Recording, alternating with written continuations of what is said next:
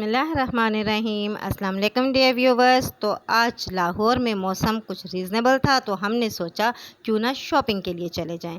Shopping के लिए जाने से पहले हमें इन बाबा जी से मिलना ज़रूरी था, क्योंकि इनके पास जो एटीएम है उसी से हमें पेमेंट निकलवानी होती है। बहरहाल दिल्ली गेट से एंटर होकर हम पहुँच गए आज़म मार्केट।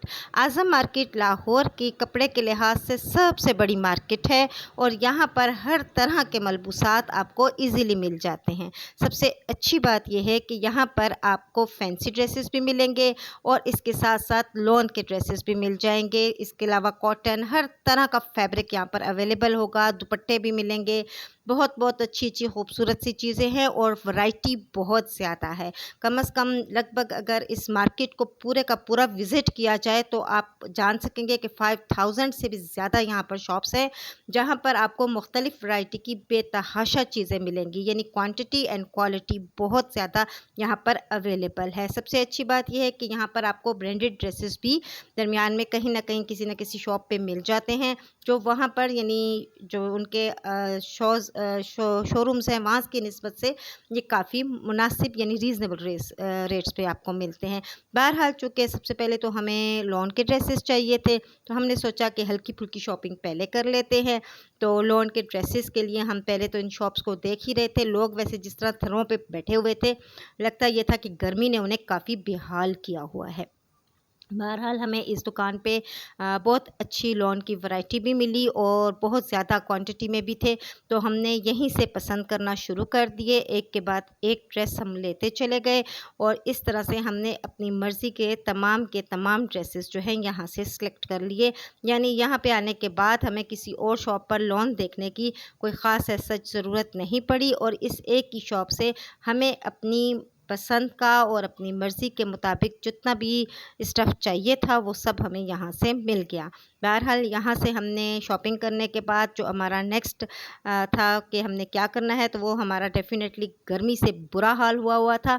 तो हमने सोचा कि क्यों ना गन्ने का जूस ही पी लिया जाए। गन्ने का जूस पीने के बाद हमारी गर्मी कुछ रफ़ा दफ़ा हुई, तो हमने फैंसी ड्रेसेस की शॉप्स का रुख किया और यूँ इस शॉप पर, चूँकि और भी कई शॉप्स तो यहाँ पे बेतहाशा है, लेकिन किसी एक शॉप पर टिक के बैठने के बाद ही हमें पता चलता है कि हम किस तरह के ड्रेसेस को पसंद कर सकते हैं। बहरहाल यहाँ पर अच्छी बात थी कि ब्रांडेड ड्रेसेस अवेलेबल थे और हमने एक के बाद एक ड्रेसेस देखना शुरू किए। सबसे पहले उन्होंने हमें ये ड्रेस दिखाया, बस इस पे तो मेरा दिल ही आ गया।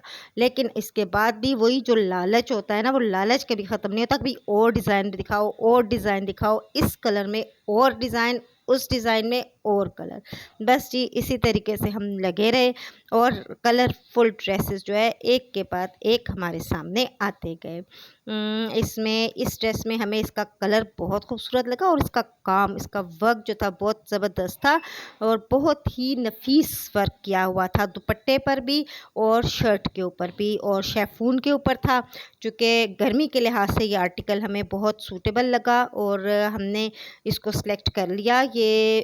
इसकी सिलेक्शन के बाद उसने हमें कुछ और ड्रेसेस दिखाना शुरू किए, वो भी फैंसी ही थे और अच्छे थे। तो हमारी जो प्रायोरिटी थी वो ये थी कि हमें या तो शेफून में ही मिल जाए, क्योंकि आर्गेन्ज़ा पे या किसी और तरह से मटेरियल पे हम लेंगे तो गर्मी के सीज़न में हमें पहनने में जो है उसमें दिक्कत होगी। तो बहरहाल एक के बाद एक कलर्स स्पेशली इसके पास बहुत खूबसूरत थे। बड़ा अच्छा सा प्यारा सा ये कलर था जो हमें अच्छा तो लगा, लेकिन चूँकि इसमें भी ये ऑर्गेन्ज़ा के ऊपर था तो हम इसको नहीं पसंद कर सके। बहरहाल इसके बाद एक और ड्रेस भी था जो हमने ऑलरेडी दुपट्टा जिसका हमने पसंद कर लिया था, जो दुपट्टे के साथ था, बहुत ज़बरदस्त था, तो हमने उसको भी देखना शुरू किया।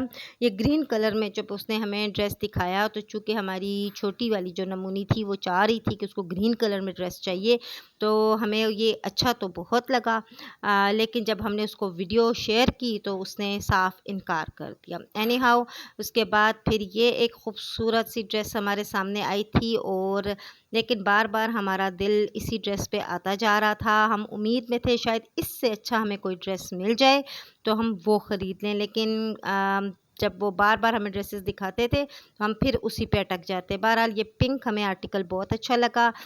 इसका भी काम था, ये भी बहुत ज़बरदस्त था। ये दुपट्टे पे फुल भरा हुआ दुपट्टा था। लेकिन इस ड्रेस के साथ हुआ कुछ यूँ कि ये हमने सेलेक्ट भी कर लिया और ख़रीद भी लिया और घर भी लेके आ गए, लेकिन जिसके लिए ख़रीद के लाए थे उसको पसंद नहीं आया। चुनांचा हमने ज़्यादा एतराज़ नहीं किया और ये सूट वापस हमारे बक्सों में कहीं न कहीं पड़ा रह गया। बहरहाल इसके बाद हमें और जो ड्रेसेस दिखाए गए थे वो भी बहुत खूबसूरत थे। तो आई होप कि आपको हमारी आज की ये शॉपिंग फैंसी ड्रेसेस की भी और लॉन के ड्रेसेस की भी पसंद आई होगी।